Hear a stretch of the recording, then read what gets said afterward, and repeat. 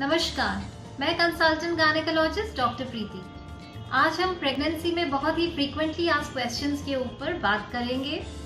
बहुत सारे क्वेश्चंस रहते हैं जो प्रेग्नेंट फीमेल्स पूछती हैं, तो उन्हीं पर आज हम डिस्कशन करते हैं। सबसे पहले बात करते हैं, महिलाएं पूछती हैं क्योंकि प्रेग्नेंट हैं तो क्या हील्स पहनी जा सकती हैं?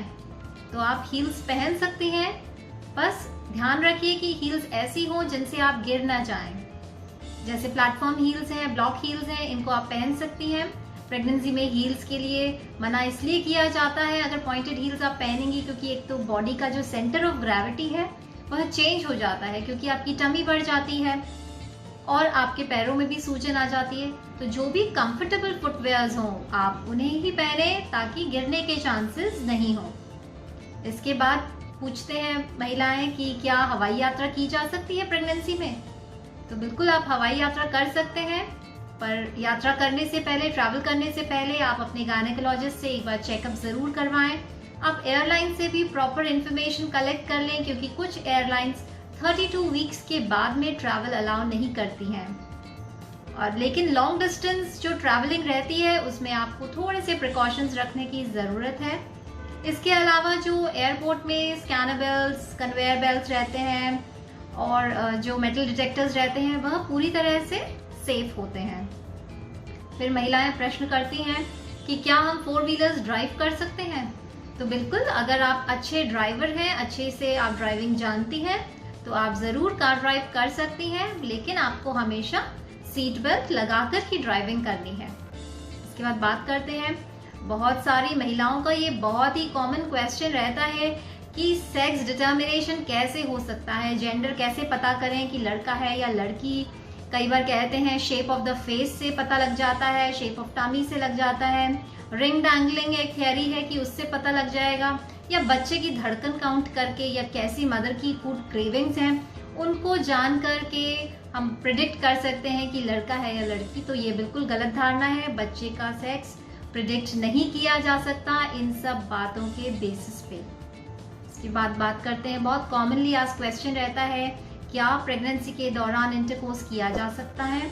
तो अगर आपको कोई भी प्रेगनेंसी रिलेटेड कॉम्प्लिकेशन नहीं है, अगर आपके डॉक्टर ने आपको स्पेसिफिकली मना नहीं किया है, तो आप प्रेगनेंसी के दौरान इंटरकोर्स कर सकते हैं। बस आपको एक कंफर्टेबल पोजीशन देखनी चाहिए और बहुत ज़्यादा फोर्सफुल या बहुत पेनिट्रेटिव नहीं होना चाहिए।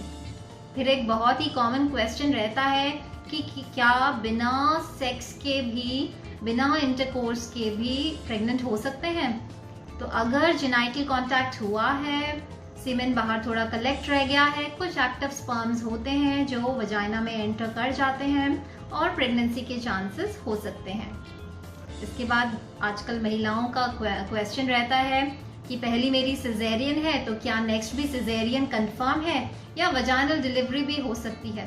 तो एक सिजेरियन डिलीवरी के बाद में आपकी वजाइनल डिलीवरी हो सकती है, बहुत सारे फैक्टर्स के ऊपर, लेकिन ये डिपेंड करता है जैसे कितना डिफरेंस है आपकी दोनों प्रेगनेंसीज में, ये प्रेगनेंसी में आपके कैसे स्टेटस है, कोई लेबर एसोसिएटेड पोटेंशियल कॉम्प्लिकेशंस तो नहीं है। तो बहुत सारे फैक्टर्स के ऊपर डिपेंड करता है, लेकिन अगर सब कुछ ठीक रहता है तो आपकी सिजेरियन के बाद में वजाइनल डिलीवरी हो सकती है। अब प्रेगनेंसी के दौरान वेट कितना बढ़ता है, तो यह आपका डिपेंड करता है प्रेगनेंसी से पहले आपका कितना वेट था, अभी आप कैसे हेल्दी डाइट खा रही हैं, कितना आपका कैसा लाइफस्टाइल है, एक्टिव लाइफस्टाइल है कि नहीं है।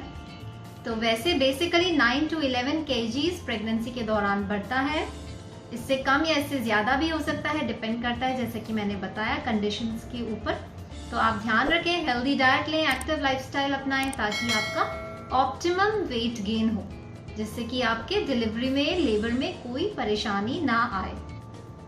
इसके बाद बात करते हैं कि मॉर्निंग सिकनेस, धारणा रहती है कि यह केवल मॉर्निंग में ही होती है, पर नहीं। मॉर्निंग सिकनेस जो नोजिया और वॉमिटिंग ये सब रहता है, यह सारा दिन ही रह सकता है, केवल स्पेसिफिकली मॉर्निंग के टाइम पर नहीं होता है।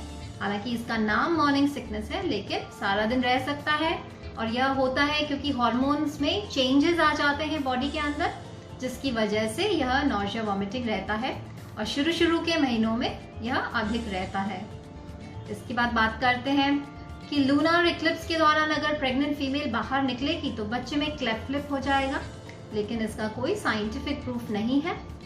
अब कहते हैं कि प्रेग्नेंट फीमेल को नहाना नहीं चाहिए डेली, लेकिन प्रेग्नेंट महिला को तो और ज्यादा हाइजीन का, क्लीनलीनेस का ध्यान रखना चाहिए, उसको नहाना चाहिए, प्रॉपरली हाइजीन की तरफ ध्यान देना चाहिए। कहा जाता है कि प्रेग्नेंट फीमेल्स को कैट्स जो उनके पेट्स रहते हैं उनसे दूर रहना चाहिए। तो हाँ, ये जरूर ठीक बात है कि जो कैट्स का जो फीसेस होता है उसके अंदर कुछ ऑर्गेनिजम्स रहते हैं जिससे टॉक्सोप्लाज्मोसिस जो है इन्फेक्शन हो सकता है, लेकिन आप पेट से अवॉइड रहने की जरूरत नहीं है, दूर रहने की जरूरत नहीं है, लेकिन आप जो फीसेस है वह कलेक्शन आप किसी और को करने दें, आप उससे बचें। इसके बाद बात करते हैं प्रेगनेंसी में, क्योंकि अब 2 हैं जन तो डबल खाना चाहिए, पर ऐसा नहीं है। आपका जो कैलोरी रिक्वायरमेंट है, एक्स्ट्रा कैलोरी रिक्वायरमेंट 400 से 500 कैलोरीज पर डे होता है ड्यूरिंग प्रेगनेंसी, और वह भी आपको ग्रेजुअली इंक्रीज करना होता है। इसके बाद कई बार सुनने में आता है कि स्पाइसी फूड खाने से लेबर इंड्यूस हो जाता है, पर ऐसा कुछ नहीं है। इतना आसान होता तो बहुत सारे कॉम्प्लिकेशंस दूर हो जाते। तो स्पाइसी फूड खाने से और लेबर से कोई रिलेशन नहीं है। अब महिलाएं बहुत ज्यादा सर्च करती हैं जब प्रेग्नेंट हो जाती हैं कि किस तरह से स्ट्रेच मार्क्स को दूर किया जाए, किस तरह से उनको प्रिवेंट किया जाए कि आए ही नहीं। कोको वाटर यूज करेंगे, विटामिन ई का इस्तेमाल करेंगे, पर ऐसा नहीं है। स्ट्रेच मार्क्स तो आते ही हैं, किसी में कम आते हैं, किसी महिला में अधिक आते हैं। यह डिपेंड करता है आपकी स्किन की क्वालिटी कैसी है, बच्चे का साइज कैसा है। तो स्ट्रेच मार्क्स तो आते ही हैं, उनको प्रिवेंट करना बहुत मुश्किल है। इसके लिए कोई ऐसी चीज नहीं है जिससे कि स्ट्रेच मार्क्स आपके प्रिवेंट हो जाएं। बात करते हैं प्रेगनेंसी के दौरान क्या एक्सरसाइज करना ठीक रहेगा। तो अगर आपको कोई कॉम्प्लिकेशंस नहीं है, प्रेगनेंसी रिलेटेड कोई आपको प्रॉब्लम नहीं है, आपके डॉक्टर ने आपको स्पेसिफिकली मना नहीं किया है, तो आप प्रेगनेंसी में एक्सरसाइज कर सकती हैं। माइल्ड टू मॉडरेट, बहुत स्ट्रेन्यूअस एक्सरसाइज आपको नहीं करनी है, लेकिन एक्सरसाइज कोई भी करने से पहले आप अपने डॉक्टर से जरूर कंसल्ट करें। जब वह आपको क्लियर कर दें कि हाँ जरूर आप एक्सरसाइज कर सकते हैं, तो आप नॉर्मली एक्सरसाइज करें, क्योंकि जितना आप एक्टिव रहेंगी प्रेगनेंसी के दौरान उतना ही आपको लेबर में आसानी होगी। फिर कहा जाता है, एक ऐसा ही थिंकिंग है कि हाथ ऊपर करेंगे तो जो अम्बिलिकल कॉर्ड है वो बच्चे के नेक के ऊपर लिपट जाएगा, पर इसका कोई साइंटिफिक बेसिस नहीं है, कोई साइंटिफिक प्रूफ नहीं है कि इस तरह करने से जो अम्बिलिकल कॉर्ड है वह गले में लटक जाती है, अटक जाती है। अब कहते हैं कि जब प्रेग्नेंट फीमेल में बहुत अच्छा ग्लो रहता है तो जेंडर जो बेबी का रहता है वह बॉय होता है, पर ऐसा नहीं है। प्रेगनेंसी में ग्लो क्यों आता है? क्योंकि एक तो ब्लड सर्कुलेशन बढ़ जाता है, हार्मोनल चेंजेस आ जाते हैं, तो स्किन में थोड़ा सा चेंजेस आते हैं, तो उससे लगता है। तो यह एक नॉर्मल बात है, इससे सेक्स डिटर्मिनेशन या जेंडर डिटर्मिनेशन बॉय और गर्ल के ऊपर यह डिपेंड नहीं करता है। तो आज हमने बात किया है फ्रीक्वेंटली आस्क्ड क्वेश्चंस, प्रेगनेंसी में जो सभी के डाउट्स रहते हैं। फिर भी अगर आपका कोई क्वेश्चन है तो आप जरूर कमेंट सेक्शन में लिखिए, मैं ट्राई करूंगी उनका उत्तर देने की।